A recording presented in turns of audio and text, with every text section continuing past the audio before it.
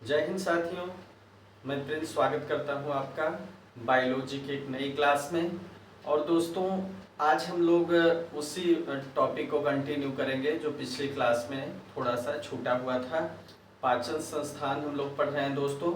मानव में पाचन तंत्र किस तरह काम करता है और क्या उसके संबंधित अंग होते हैं और किस तरह उनके फंक्शंस होते हैं, वो हम देख रहे थे पिछली क्लास में। तो आज उसी टॉपिक को आगे बढ़ाते हैं दोस्तों और चलते हैं हम मनुष्य के पाचन तंत्र की तरफ। तो हम क्या पढ़ रहे हैं दोस्तों? पाचन तंत्र या डाइजेस्टिव सिस्टम। पाचन तंत्र या डाइजेस्टिव सिस्टम। ओके, हमने कहाँ तक पढ़ा था दोस्तों? इसमें हमने कहाँ तक पढ़ा था? हमने देखा था दोस्तों कि किस तरह जो है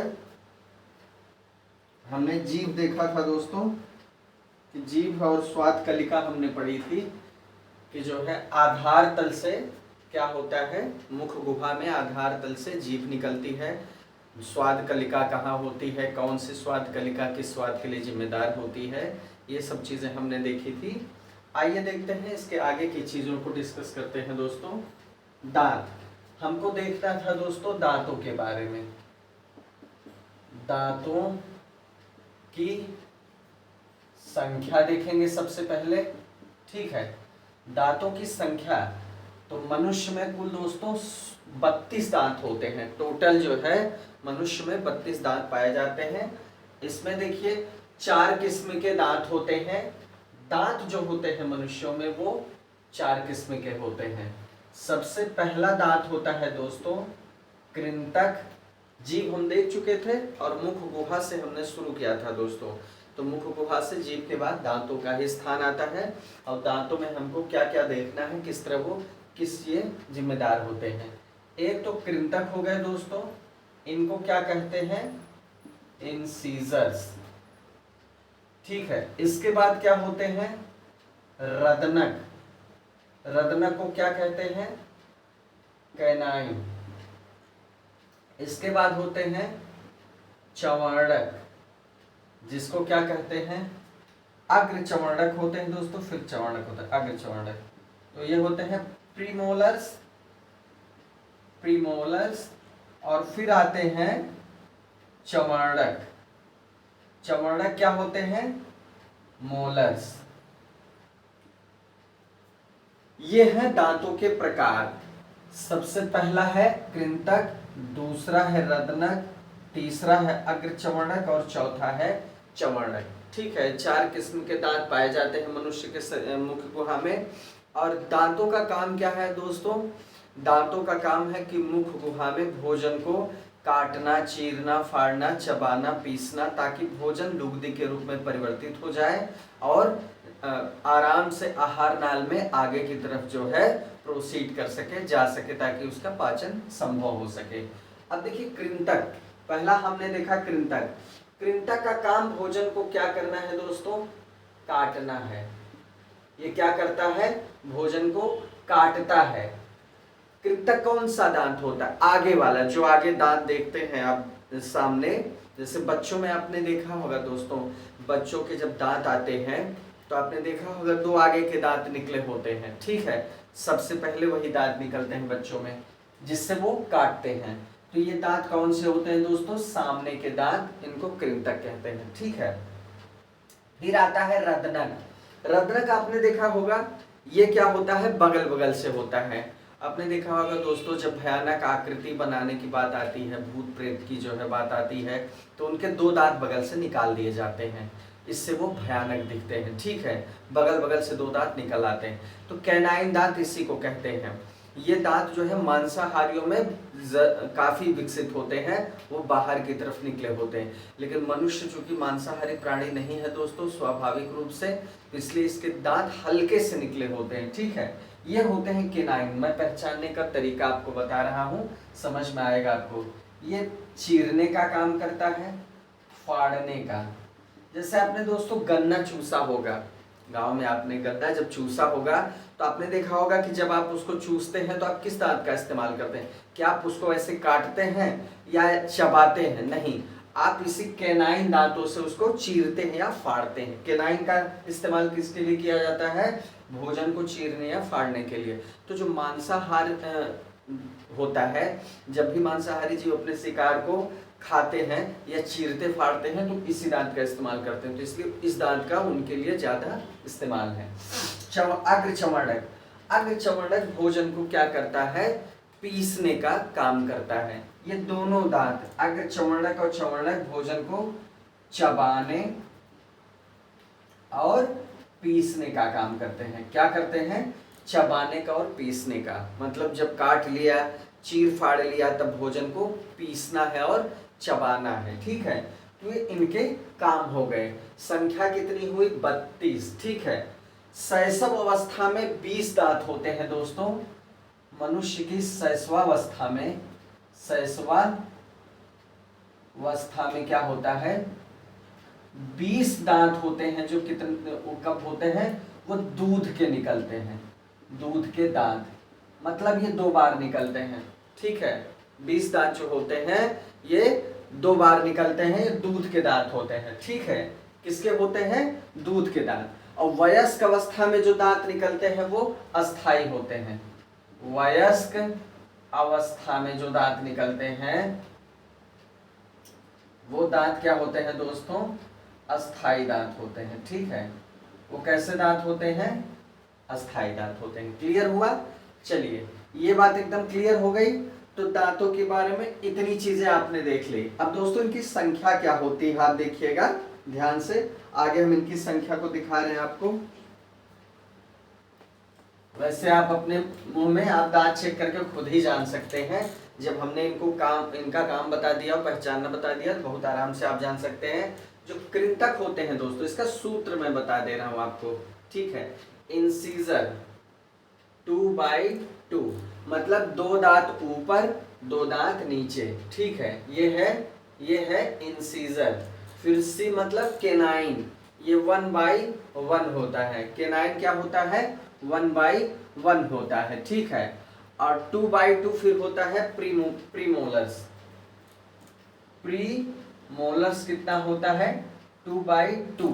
2/2 मतलब अग्रचर्मणक 2 ऊपर होते हैं 2 नीचे होते हैं। और फिर मोलर्स आ जाएगा। मोलर्स मतलब चर्मणक, ये कितना होता है? 3/3। ठीक है, ये इनकी संख्या है। ये इनकी संख्या है। 20 दांत क्या होते हैं? जो 2 बार आते हैं। ठीक है, और वो दूध के दांत होते हैं। संख्या टोटल कितनी होती है? 32। अब कुछ और चीजें दांतों के बारे में आप जान लीजिए दोस्तों। जैसे और क्या जानना है आपको दांतों के बारे में जो आपके लिए महत्वपूर्ण है? वो ये है दोस्तों कि जो दंतास्थि होती है, दंतास्थि मतलब दंत की अस्थि। ठीक है, ये किसकी बनी होती है? ये दंतास्थि जो होती है किसकी बनी होती है? डेंटिन या डेंटाइन। डेंटिन, इसको क्या कहते हैं? डेंटिन। जैसे दांत है मान लीजिए, ये किसकी बनी होती है? डेंटिन की। ठीक है, दंतास्थ की। ठीक है, ये क्या होती है? हड्डी से भी अधिक कड़ी होती है। ये रंग इसका पीला होता है और ये हड्डी से भी कड़ी होती है। इनेमल क्या होता है दोस्तों?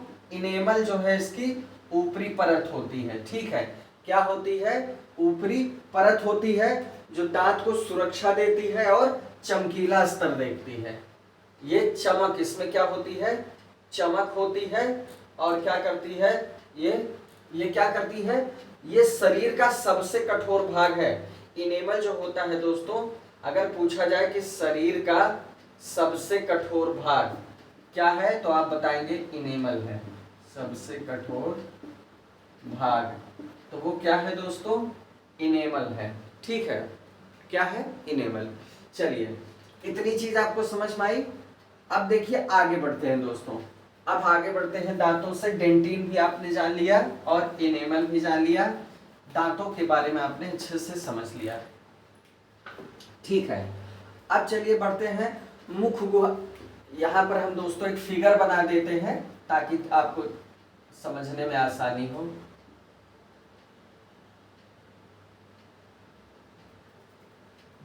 ताकि आपको समझने में थोड़ा सा आसानी हो।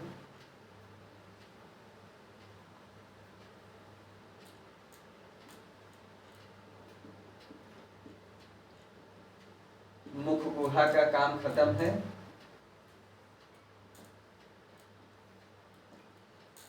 यहां तक आपको समझना है दोस्तों। तो मुख गुहा का काम खत्म हो गया। मुख गुहा में यहां पर हम देखेंगे दोस्तों, यहां पर मुख में जो है लाला ग्रंथि पाई जाती है। ठीक है, लाला ग्रंथि पाई जाती है जो लार का जो है स्राव करती है। क्या करती है? लार का स्राव करती है। अब दोस्तों लार, आपको लार के बारे में समझना है। ठीक है, आपको लार के बारे में समझना है थोड़ा सा कि लार में कौन कौन से एंजाइम पाए जाते हैं और किस तरह इसका पाचन होता है।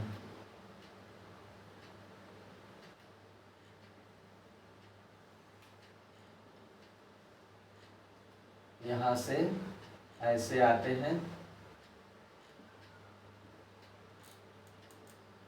ये दोस्तों आमाशय हो जाएगा। यहां से आमाशय हो जाएगा। आमाशय के बाद ये आपका जो है काफी बड़ा हो जा रहा है। ठीक है,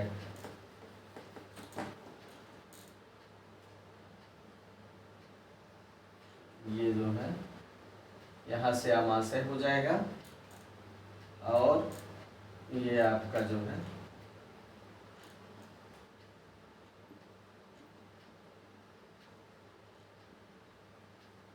ये कुंडली नलिका।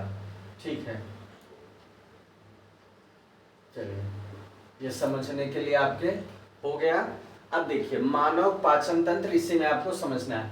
अब हमको क्या देखना है, इसका पिछला भाग क्या होता है? ग्रसनी होता है। अब यहां हम पहुंचेंगे तो ये क्या हो जाएगा? ग्रसनी हो जाएगा। ठीक है, ग्रसनी को आपको समझना है दोस्तों। ग्रसनी में दो छिद्र होते हैं, निगल द्वार और कंठ द्वार। यहां पर क्या होता है ग्रसनी में? निगल द्वार और कंठ द्वार। दोस्तों निगल द्वार और कंठ द्वार आपको समझना है।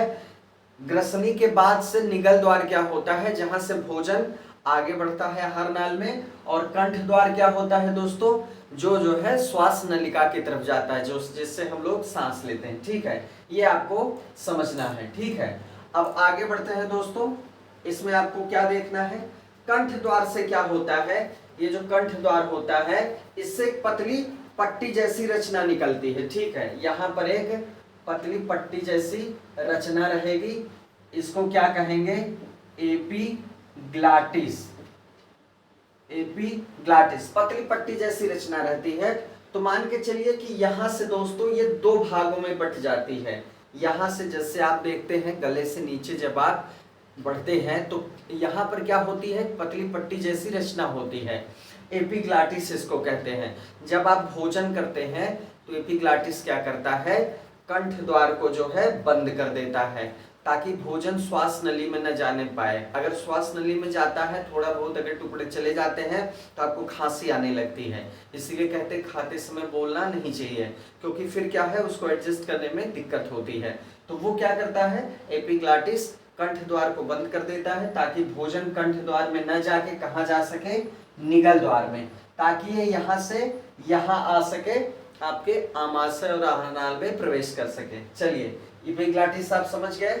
अब दोस्तों क्या करना है, देखना है आपको। यहाँ पर लार ग्रंथि। ठीक है, लार ग्रंथि हम देख रहे थे। लार ग्रंथि में हमको क्या पढ़ना है दोस्तों? इसमें दो एंजाइम पाए जाते हैं। लार ग्रंथि में जो लार रस निकलता है उसमें दो एंजाइम पाए जाते हैं। पहला आपको ध्यान देना है दोस्तों, उसका नाम क्या है? टाइलिन। ध्यान दीजिएगा, पहला क्या है? टाइलिन है। और दूसरा क्या है? लाइसोसोम। लाइसोजाइम, लाइसोसोम नहीं, लाइसोजाइम। लाइसोसोम कोशिका के एक अंग है। ठीक है, टाइलिन और लाइसोजाइम। अब देखिए दोस्तों, इनका काम क्या है? लार ग्रंथि से जो लार रस है, इसका काम क्या है? इन दोनों एंजाइम्स का क्या काम है? ये क्या करता है? भोजन में जो मंड होता है, भोजन में उपस्थित मंड को ये क्या करता है, मंड को क्या करता है, माल्टोज शर्करा में बदलता है, फिर माल्टेज नामक एंजाइम उसको ग्लूकोज में बदलता है।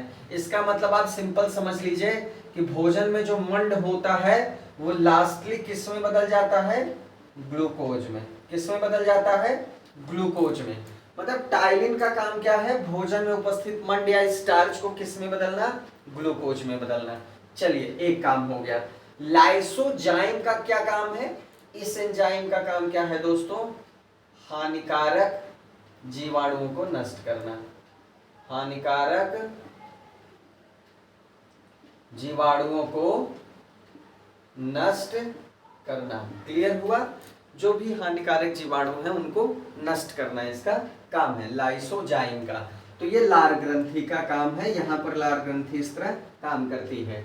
अब आप समझ रहे हैं, मुख गुहा से दांतों से चबाया गया। जीभ का काम क्या है, स्वाद लेना, और जीभ जो है भोजन को लपेटने का काम करती है, उसको गोल साइज में बनाती है, लुगदी बनाने में मदद करती है। लार रस क्या करता है, लार रस ये काम करता है, उसको लुगदी नुमा बनाता है, गीला बनाता है। फिर ये भोजन आगे बढ़ता है ग्रसनी में, आपने यहाँ एपिग्लॉटिस का काम देखा, फिर आगे ये आहार नाल में आमाशय की तरफ बढ़ता है। ये आपका ग्रास नली हो जाएगा दोस्तों। ये रचना क्या है, ग्रास नली, ठीक है, इसोफेगस जिसको कहते हैं। फिर आमाशय में भोजन पहुंचता है। चलिए आगे देखते हैं, आगे बढ़ते हैं दोस्तों। लार ग्रंथि के बाद ये मुख का काम हो गया। मुख में लार ग्रंथि द्वारा एंजाइम निकलते हैं और मंड का जो है इसमें बदलाव होता है ग्लूकोज में। आगे बढ़ते हैं। अब दोस्तों ग्रास नली में आते हैं। अगला जो अंग है हमको क्या देखना है, ग्रास नली। ग्रास नली को हम क्या कहते हैं, ओइसोफेगस। ओइसोफेगस। आइए इसको समझा जाए दोस्तों। ये क्या होता है, मुख से क्या होता है, लार से भोजन जो सना होता है, लार से सना होता है मुख में, यहां से निगल द्वारा कहाँ आता है, आमाशय की तरफ आता है। मतलब सबसे पहले पहुंचता है ग्रास नली में, फिर आमाशय में। तो ग्रास नली में भोजन पहुंच गया दोस्तों, ठीक है। ग्रास नली में क्या होता है, ध्यान दीजिएगा, ये जो ग्रास नली है, ठीक है, ये है आपकी ग्रास नली। ग्रास नली में दोस्तों भोजन का कोई पाचन नहीं होता, ठीक है, भोजन का कोई, यहाँ पर ग्रास नली में भोजन का पाचन नहीं होता। एक क्रमाकुंचन गति होती है। जैसे मान के चलिए कि पाइप को आप एक तरफ से दबाते हैं, छोड़ते हैं, तो पानी उसमें आगे बढ़ता चला जाता है, ठीक है। तो यहाँ पर ये फैलने सिकुड़ने का काम, पेशियों का क्रमाकुंचन होता है, जिससे जो है भोजन आगे बढ़ता चला जाता है आमाशय में। मतलब ग्रास नली में सिर्फ ये होता है, ग्रास नली में कोई पाचन नहीं होता। भोजन अब यहाँ पहुंचता है कहाँ, स्टमक में, ठीक है, क्या होता है, स्टमक में पहुंचता है। अब हमको आमाशय में देखना है दोस्तों का आमाशय में भोजन किस तरह पचता है। आमाशय या स्टमक, स्टमक में भोजन का किस तरह पाचन होता है। ये दोस्तों स्टमक क्या है, ये स्टमक को हम देखेंगे, आमाशय को देखेंगे। आमाशय में भोजन का पाचन किस तरह होता है हम समझने का प्रयास करेंगे। यहाँ देखिए, ये एक मोटी भित्ति वाली रचना होती है दोस्तों। इसकी जो भित्ति होती है काफी मोटी होती है, मोटी भित्ति वाली रचना होती है। इसकी भित्ति मोटी होती है और ये थैली नुमा संरचना होती है। थैली नुमा संरचना, थैली नुमा संरचना होती है। ये चपटा होता है दोस्तों और जे आकार का होता है, जे आकार का। ये आप देख रहे हैं जे आकार का है, ये देखिए ऐसे होके ऐसे हुआ है, तो एक तरह से ये जे आकार है, ठीक है, जे आकार का है। आहार नाल का सबसे चौड़ा भाग है, ध्यान दीजिएगा। ये पॉइंट्स आपको जो है इसकी सारी विशेषताओं को समझने में मदद करेंगे। मतलब कहीं से कोई घुमा फिरा के किसी भी तरह सवाल पूछे आप सॉल्व कर लेंगे सारी इंफॉर्मेशन। आहार नाल का सबसे चौड़ा भाग क्या होता है, आमाशय होता है। सबसे चौड़ा भाग, आहार नाल का सबसे चौड़ा भाग उदर गुहा में किस तरफ स्थित होता है, ये बाईं तरफ स्थित होता है, ठीक है। उदर गुहा में बाईं तरफ स्थित होता है, बाईं तरफ स्थित। कहाँ स्थित होता है? बाईं तरफ स्थित होता है। ठीक है, अब देखिए दोस्तों इसके बारे में अब आगे जो आपको जानना है वो किस तरह ये फंक्शन करता है आमाशय। आइए देखते हैं आमाशय का काम क्या है, किस तरह काम करता है आमाशय। आमाशय, ठीक है। अब आमाशय में क्या होता है दोस्तों, एक श्लेष्मल जो है, श्लेष्मल क्या होती है, ये रस निकलती है श्लेष्मल। देखिए आमाशयिक रस होता है दोस्तों, आमाशयिक रस होता है। जब भोजन यहाँ पहुंचता है तो आमाशयिक रस होता है। इससे जो है क्या क्या सीक्रेट होता है ये आपको समझना है। ठीक है, श्लेष्मल, श्लेष्मल मतलब चिकनाई वाला पदार्थ, श्लेष्मल मतलब ये चिकनाई वाला पदार्थ होता है। एक अम्ल निकलता है दोस्तों, ये क्या होता है, हाइड्रोक्लोरिक अम्ल या HCl। ठीक है, हाइड्रोक्लोरिक अम्ल ये एसिड होता है। और क्या होता है, आमाशयिक रस, पाचक रस। क्लियर हुआ? अब देखिए दोस्तों जैसे ही भोजन पहुंचा, आमाशय की भित्ति ने, जिसमें जो है आमाशयिक ग्रंथियां होती हैं, वो क्या करती हैं, इसका स्राव करती हैं।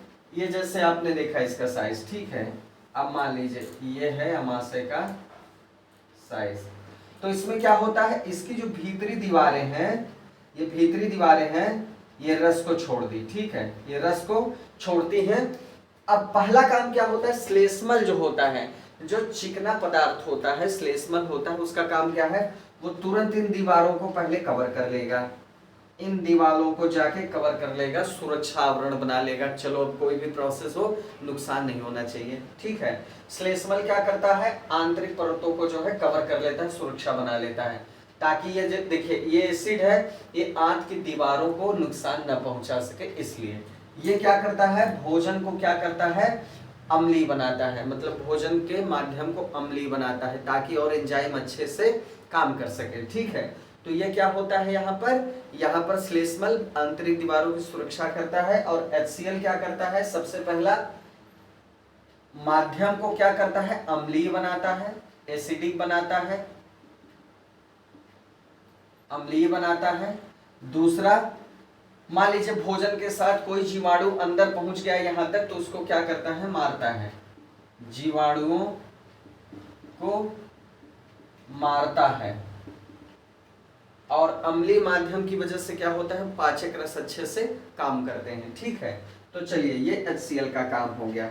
अब इसके बाद क्या होता है दोस्तों, ये हो गया HCl का काम। अब देखिए पाचक रस किस तरह काम करते हैं, अब हमें देखना है कि किस तरह पाचक रस काम करते हैं। अब देखिए जिसको जठर रस भी कहते हैं, पाचक रस को कहते हैं ना, जठराग्नि बहुत प्रबल है, तो जठर रस का मतलब होता है यही आमाशयिक रस या पाचक रस। आइए देखते हैं ये किस तरह काम करता है। चलिए, श्लेष्मल का काम आपने समझ लिया, HCl या हाइड्रोक्लोरिक अम्ल का काम आपने समझ लिया। आइए देखते हैं जठर रस किस तरह काम करता है। तो दोस्तों ये क्या करता है, प्रोटीन का पाचन करता है। जठर रस क्या करता है, जठर रस क्या करता है, प्रोटीन का पाचन, प्रोटीन को सरल टुकड़ों में तोड़ देता है, सरल टुकड़ों में तोड़ देता है। ठीक है, तोड़ देता है, प्रोटीन को सरल टुकड़ों में तोड़ देता है। ठीक है, एक काम। अब ध्यान दीजिएगा दोस्तों, आमाशय हम लोग देख रहे हैं, आमाशय में कार्बोहाइड्रेट का पाचन नहीं होता, ध्यान दीजिएगा, कार्बोहाइड्रेट का पाचन नहीं होता, प्रोटीन का पाचन होता है, वसा का पाचन होगा। आइए देखेंगे। ठीक है, अब आगे क्या होता है दोस्तों, भोजन यहाँ पर क्या होता है, यहाँ पर भोजन 3 से 4 घंटे तक रहता है। कितना रहता है, 3 से 4 घंटे तक।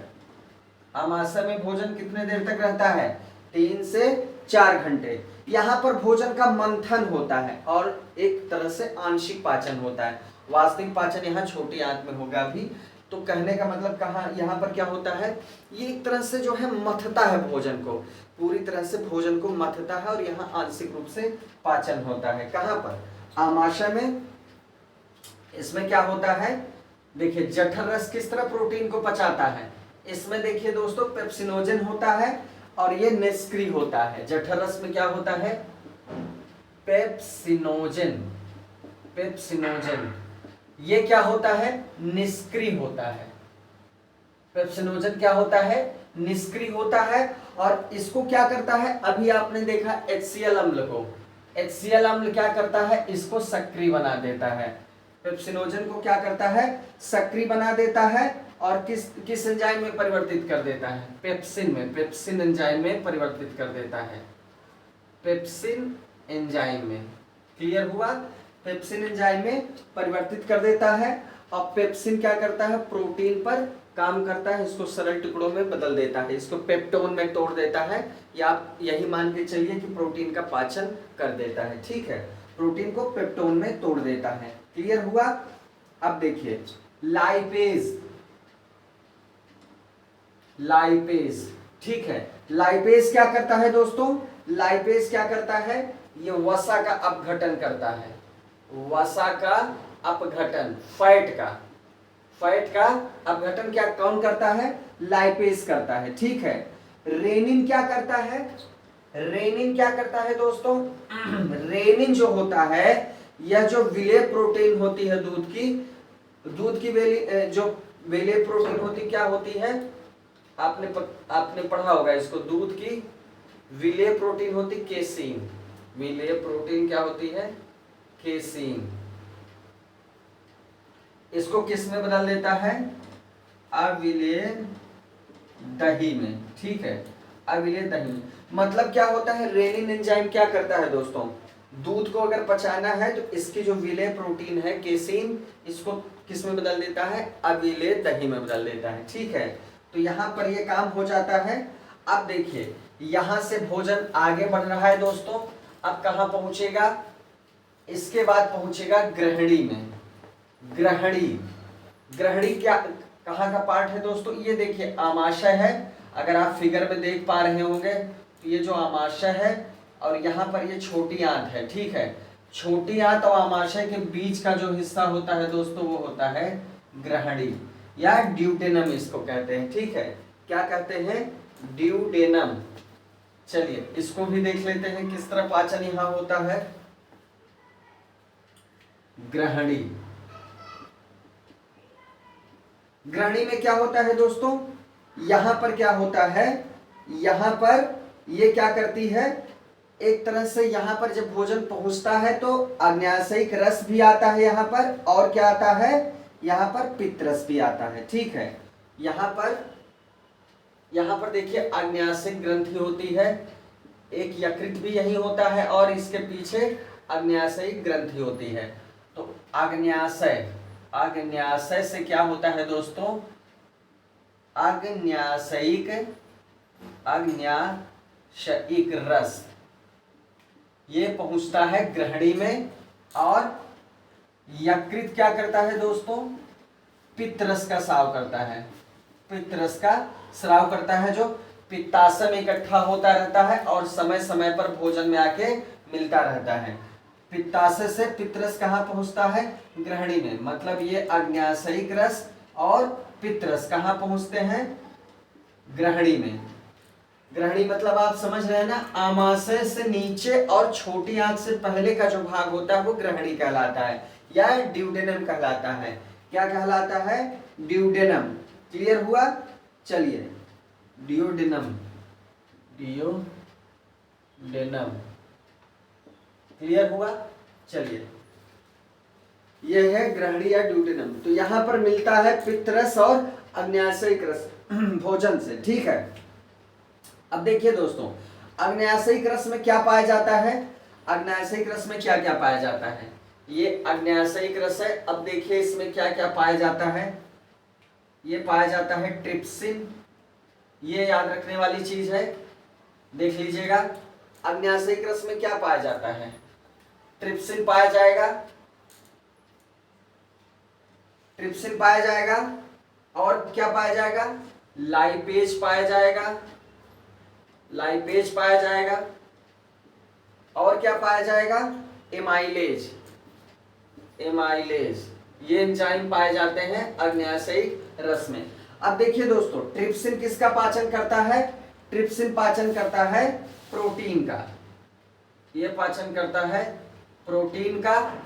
और लाइपेज क्या करता है, वसा का। अभी आपने देखा लाइपेज किसका पाचन करता है, वसा का पाचन करता है। और एमाइलेज क्या करता है, मंड, स्टार्च को, स्टार्च या मंड को घुलनशील शर्करा में बदल देता है, घुलनशील शर्करा में बदल देता है। मंड या स्टार्च क्या होता है, अघुलनशील होता है। आपने पढ़ा है जब हमने इसको बताया था कार्बोहाइड्रेट वाले सेक्शन में, तो आपको बताया था कि जो है ये अघुलनशील शर्करा है। तो मंड को घुलनशील शर्करा में परिवर्तित कर देता है एमाइलेज। लाइपेज एंजाइम का काम क्या है, वसा का इमल्सीकरण करना, वसा का जो है छोटे छोटे टुकड़ों में बदलना। और ट्रिप्सिन का काम क्या है, प्रोटीन का पाचन। ये पाए जाते हैं किसमें, अग्न्याशयिक रस में पाए जाते हैं, जो अग्न्याशयिक ग्रंथि से निकलते हैं और यहाँ ग्रहणी में आके मिलते हैं। यहाँ पर प्रोटीन का पाचन होता है आमाशय में दोस्तों, कार्बोहाइड्रेट का पाचन नहीं होता है, ध्यान दीजिएगा। आमाशय में भोजन का आंशिक पाचन होता है। यहाँ तक एकदम क्लियर है, कोई कंफ्यूजन नहीं है, ठीक है। अब देखिए दोस्तों, अब यहाँ से हम आगे बढ़ेंगे, यहाँ से हम बढ़ेंगे आगे और पहुंचेंगे कहाँ, छोटी आंत में, ठीक है। कहाँ पहुंच जाएंगे, छोटी आंत में। चलिए, पित्तरस आपने देखा दोस्तों, अच्छा अग्न्याशयिक रस हो गया दोस्तों, अभी पित्तरस नहीं है, आपने देखा, ठीक है। अग्न्याशयिक रस हो गया, ग्रहणी में मिलता है और क्या करता है, आपने देखा इसमें ट्रिप्सिन, लाइपेज और एमाइलेज एंजाइम पाए जाते हैं। अब हम पित्तरस देखते हैं, ठीक है। पित्तरस क्या करता है, बाइल जूस, जिसको हम क्या कहते हैं, बाइल जूस, पित्तरस या बाइल जूस। पित्तरस कहां से निकलता है दोस्तों, यकृत से निकलता है। कहां इकट्ठा होता है, पित्ताशय में, ठीक है। कहां निकलता है, कहां से निकलता है, यकृत में यह स्रावित होता है, पित्ताशय में इकट्ठा होता रहता है, पित्ताशय से आके जो है पित्त नलिका द्वारा ग्रहणी में भोजन से मिलता है, ठीक है। इतना क्लियर हुआ। चलिए अब आगे जो हमको देखना है, ये कैसा होता है दोस्तों, अम्लीय होता है कि क्षारी। तो ये पित्तरस क्या होता है, क्षारी होता है, अल्कलाइन होता है। इसमें पित्तरस में कोई भी पाचक एंजाइम नहीं होता। पाचक एंजाइम किसमें होते हैं, अग्न्याशयिक रस में, जो अभी आपने देखा। अग्न्याशयिक रस में पाचक एंजाइम होते हैं, बाइल जूस में या पित्तरस में नहीं होते। ये क्षारी होता है। ये क्या करता है, क्रमाकुंचन गति को बढ़ाता है। मतलब इसका काम ही क्या है पित्तरस का, कि ये जो है क्रमाकुंचन गति, मतलब आप समझ रहे हैं ना, जैसे आहार नाल में क्रमाकुंचन होगा, पेशियों में क्रमाकुंचन होगा, तो भोजन आसानी से पाचक रसों से मिल जाएगा। मतलब भोजन को मिलाने का काम करता है, ठीक है। जैसे मान लीजिए आप हाथ से लड्डू बनाते हैं, तो आप ऐसे ऐसे करके चीजों को आपस में मिलाते हैं, उसके सारे घटकों को आपस में मिलाते हैं। तो ये क्या करता है, क्रमाकुंचन, आहार नाल की जो नलिका होती है, जहां भी यहाँ पर ग्रहणी में अगर भोजन है, तो ये क्रमाकुंचन गति को बढ़ाएगा। इससे क्या होगा, भोजन पाचक रसों से अच्छी तरह से मिल जाएगा और उनकी क्रिया भोजन पे अच्छे से होगी, ठीक है। तो ये क्या होता है, अल्कलाइन या क्षारी होता है और इसमें कोई पाचक एंजाइम नहीं होता। पाचक एंजाइम नहीं पाया जाता, ठीक है, नहीं पाया जाता। क्लियर हो गया, ठीक है। चलिए, ये क्या करता है दोस्तों, ये जो है ये क्या करता है, ये क्षारी होता है और एल्केलाइन बना देता है थोड़ा सा, ठीक है। अब पित्तरस में दो चीजें उपस्थित होती हैं दोस्तों, जो हीमोग्लोबिन के विघटन से बनती हैं। ये आपको याद रखने वाली चीज है, ठीक है। पित्तरस में दो चीजें पाई जाती हैं, ये आपको याद रखने की चीज है। एक पाया जाता है बिलीरुबिन, बिलीरुबिन होता है, बिलीरुबिन होता है, और दूसरा होता है बिलवर्डिन। बिलवर्डिन, जो बिलवर्डिन और बिलीरुबिन होता है, ये क्या होता है, हीमोग्लोबिन के विघटन से बनता है। हीमोग्लोबिन के विघटन से बनता है, विघटन से बनता है। ये क्या है दोस्तों? उत्सर्जी पदार्थ है। ठीक है, ये दोनों क्या है? बिलिरुबिन और बिलिवर्डिन उत्सर्जी पदार्थ है और ये क्या होता है? शरीर से अपच भोजन के साथ बाहर चला जाता है। पित्तरस के बारे में दोस्तों इतना ही आपको समझना है। ठीक है, क्लियर हुआ? अब दोस्तों देखिए, पित्तरस का काम हो गया और अग्न्याशयिक रस का भी काम हो गया। अब भोजन कहाँ पहुंचेगा दोस्तों? भोजन पहुंचेगा छोटी आंत में। कहाँ पहुंचेगा? भोजन पहुंचेगा छोटी आंत में। चलिए, स्मॉल इंटेस्टाइन, छोटी आंत। छोटी आंत को हम क्या कहेंगे? Small intestine, intestine, small intestine, छोटी आंत। ये छोटी आंत यहाँ जब ये खत्म हो जाएगा तो ये सब छोटी आंत है, कुंडलित नलिका है। ठीक है, छोटी आंत क्या है? कुंडलित नलिका है। अब यहाँ क्या होता है दोस्तों? कार्बोहाइड्रेट सरल शर्करा में बदल जाता है। यहाँ पर क्या होता है? कार्बोहाइड्रेट एकदम सरल शर्करा में बदल जाता है। ठीक है, वसा किस में बदल जाती है? वसा, ये वसा अम्ल और ग्लिसरॉल में, वसा अम्ल और जिसको ग्लिसरीन कहते हैं ग्लिसरॉल में बदल जाती है। और प्रोटीन किस में बदल जाता है? प्रोटीन अमीनो एसिड में बदल जाता है। प्रोटीन किस में बदल जाता है? अमीनो एसिड में बदल जाता है। क्लियर हुआ? तो यहाँ क्या होता है दोस्तों? यहाँ पर भोजन का संपूर्ण पाचन हो जाता है। माल्टेज क्या होता है? माल्टेज एंजाइम माल्टेज को ग्लूकोज में बदल देता है, लैक्टोज को ग्लूकोज में बदल देता है। चलिए, बहुत ज्यादा डिटेल्स मत जानिए, बस इतना जान लीजिए, कार्बोहाइड्रेट, वसा और प्रोटीन का दोस्तों पाचन हो जाता है। तो कार्बोहाइड्रेट सरल शर्करा के अणुओं में परिवर्तित हो जाती है, वसा एसिड या फैटी एसिड और ग्लिसरॉल में, और प्रोटीन अमीनो एसिड में चेंज हो जाता है। क्लियर हुआ? क्लियर हो गया? चलिए, अब यहां से दोस्तों भोजन क्या होता है? छोटी आंत से बड़ी आंत में पहुंचेगा। छोटी आंत से भोजन कहां पहुंचता है? बड़ी आंत में पहुंचेगा।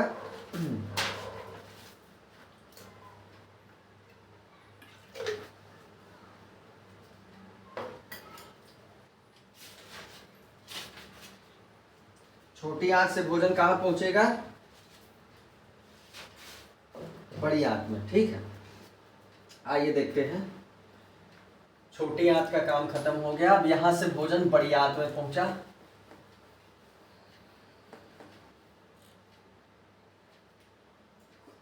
अब भोजन पहुंचता है बड़ी आंत में। ये यहाँ छोटी आंत है दोस्तों ये।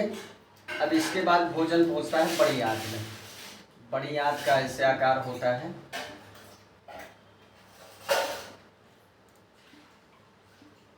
तो ये छोटी आंत, इसमें से भोजन बड़ी आंत में पहुंच जाता है। यहाँ जो है गुदा द्वार होता है। ठीक है, ये होती है बड़ी आंत। अब बड़ी आंत में क्या होता है दोस्तों? यहाँ पर क्या होता है? अच्छा, छोटी आंत में जो है भोजन का अवशोषण हो जाता है। वहाँ रसांकुर होते हैं, तो रसांकुर के माध्यम से भोजन का अवशोषण हो जाता है। तो बड़ी आंत में क्या होता है ये हम देखेंगे। छोटी आंत में ही क्या होता है? भोजन का अवशोषण हो जाता है। अवशोषण कैसे होता है? जो आंत की दीवारें होती हैं स्मॉल इंटेस्टाइन की, उसमें क्या होता है दोस्तों? रसांकुर पाए जाते हैं। आंत रसांकुर पाए जाते हैं, वो अवशोषण स्तर को बढ़ाते हैं, वहाँ भोजन का अवशोषण हो जाता है। तो बड़ी आंत में क्या होता है? लार्ज इंटेस्टाइन में क्या होता है दोस्तों? यहाँ पर क्या होता है? यहाँ पर जो है केवल जल का और लवणों का शोषण होता है, लवणों का अवशोषण होता है। लवणों का क्या होता है? अवशोषण होता है। क्लियर हुआ? यहाँ पर क्या होता है? जल और लवणों का अवशोषण हो जाता है। ठीक है, यहाँ पर क्या होता है? यहाँ पर पाचन नहीं होता है, यहाँ पर जल और लवण का अवशोषण हो जाता है। ठीक है, और इसके बाद क्या होता है, जो भोजन अपचित होता है ये मलाशय में इकट्ठा होता है, मलाशय में, और समय समय पर क्या होता है, बाहर निकाल दिया जाता है। ठीक है, अब दोस्तों अवशोषण तो आपने छोटी आंत में देख लिया। अब देखिए स्वांगीकरण, एक प्रक्रिया लास्ट में इसमें है पाचन में, स्वांगीकरण। ठीक है, क्या है, स्वांगीकरण। इसी के साथ ये टॉपिक खत्म हो जाएगा, स्वांगीकरण। अब स्वांगीकरण का मतलब क्या होता है, एसिमिलेशन, एसिमिलेशन।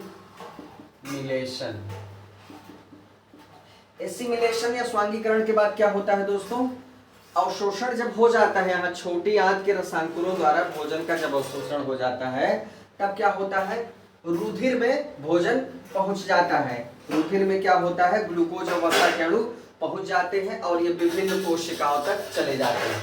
जैसे जब ये खून में पहुंच गए, ठीक है, ग्लूकोज और ये कौन से अणु है, ग्लूकोज के अणु है, वसा के अणु है। ठीक है, अब ये क्या होते हैं, ये पहुंच जाते हैं अलग अलग कोशिकाओं में, तो वहां क्या करते हैं, टूटे फूटे उत्तकों की मरम्मत करेंगे, प्रोटीन का संश्लेषण करेंगे।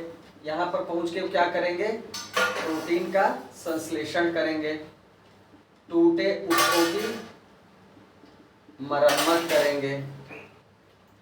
ठीक है, तो उसके बाद क्या होता है, पचा हुआ जब भोजन दोस्तों जटिल घुलनशील पदार्थों के रूप में विलीन हो जाता है। ठीक है, जो भी पचा हुआ भोजन है स्वांगीकरण में क्या होता है, जटिल पदार्थों के रूप में किस में विलीन हो जाता है, कोशिका द्रव्य में। तो वही प्रक्रिया क्या होती है, स्वांगीकरण होती है। मतलब कोशिका द्रव्य में जाके ये सारे अणु, जैसे ग्लूकोज के अणु, वसा के अणु रुधिर में मिलके क्या होते हैं, कोशिका द्रव्य में जाके विलीन हो जाते हैं।